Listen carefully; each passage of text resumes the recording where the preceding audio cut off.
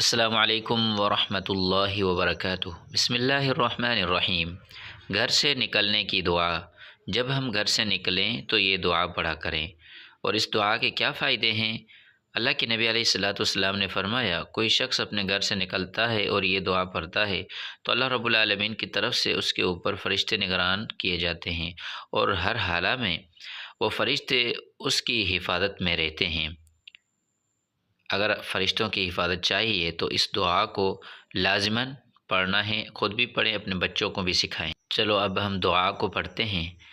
بسم اللہ توکلت علی اللہ لا حول ولا قوۃ الا باللہ۔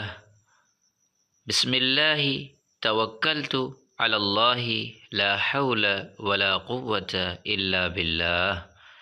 میں اللہ کا نام لے کر نکلا، میں نے اللہ پر بھروسہ کیا، گناہوں سے بچنے اور عبادت کرنے کی طاقت اللہ ہی کی طرف سے ہے۔ اس دعا کو آپ نے بھی پڑھنا ہے اور اپنے بچوں کو بھی سکھانی ہے۔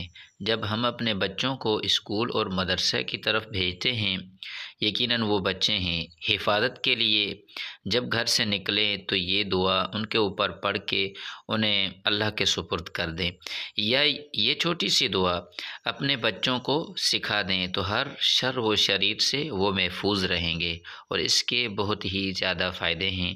اس دعا کو لازماً یاد کرنا۔ السلام علیکم۔